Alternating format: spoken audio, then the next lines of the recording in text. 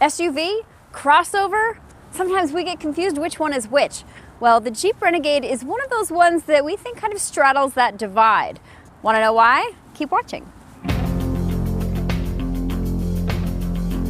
The Renegade is Jeep's smallest model, competing with the likes of the Honda HR-V, Chevy Trax, Hyundai Kona, and Subaru Crosstrek. Traditionally, crossovers were built on car chassis, where SUVs rode on those of trucks. Now, even the most rugged SUVs have unibody construction. So for our purposes, I'm going to say that it's really an SUV as anything that does a little bit better on dirt. The Renegade is one such SUV. It just really depends on how you order it. Its no Wrangler, but its tough and boxy design reminds us of that icon. Its two-wheel drive platform is based on a Fiat, but if you opt for a four-wheel drive model, especially in Trailhawk form, the Renegade has respectable off-road cred. Its mini-me size, dexterous manners, and cool design add to its appeal. The Renegade fits in small spaces and makes for a great city car.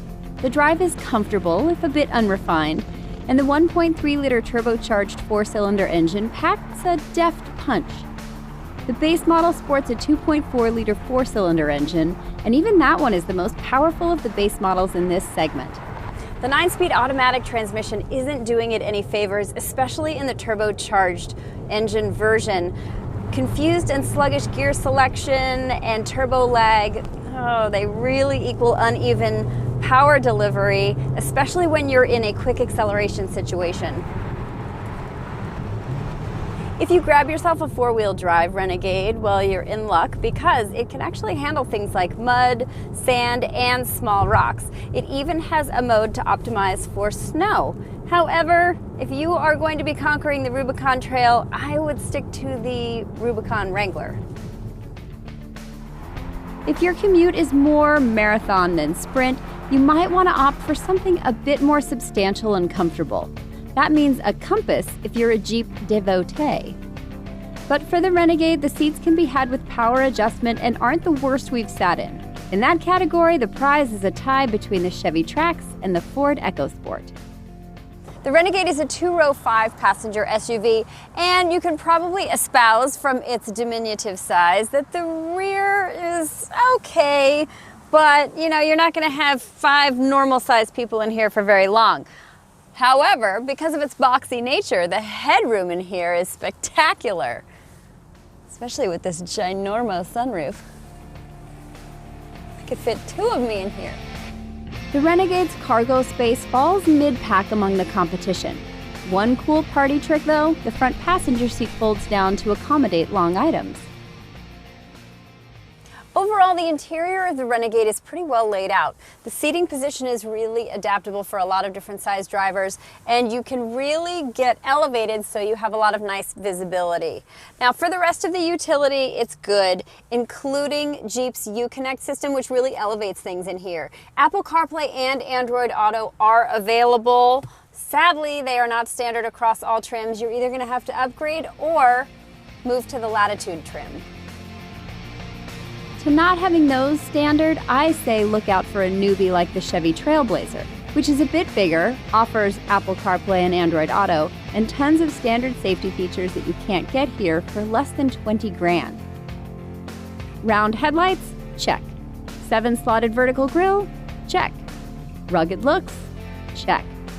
Short overhangs for rock crawling? Check.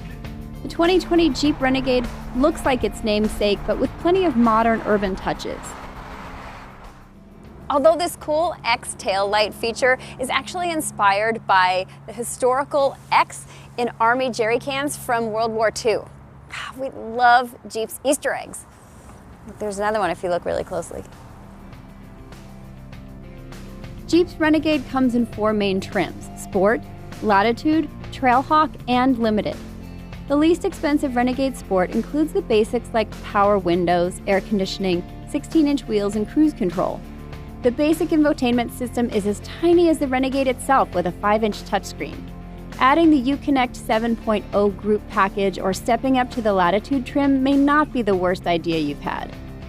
That also includes features like dual-zone climate control, illuminated vanity mirror, second row USB port, and a premium wrapped steering wheel. The most off-road worthy and toughest looking Renegade is the Trailhawk, and it really bests everything else out there in this category with four-wheel drive and a low-range crawl setting. The Trailhawk also includes terrain select with rock mode and hill descent control, skid plates, and tow hooks.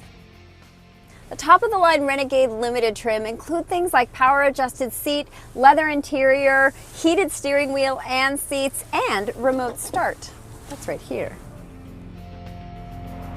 All trims can be optioned with active safety and driver assistance systems like automatic emergency braking, lane departure warning, and adaptive cruise control. These are important, but they're not standard, and unfortunately for Jeep, most of the competitors offer them as such. The Renegade's approximately $23,800 starting price is higher than competitors in the segment. And on the high side of the purchasing spectrum, a Renegade Trailhawk or four-wheel drive Limited is around $30,000. But option it out like this tester, and you're getting closer to $36,000. SUV? Crossover? Both? Well, it really depends on what you're in the market for, but depending on what that is, the Jeep Renegade could have you covered for just about anything, as long as it's small.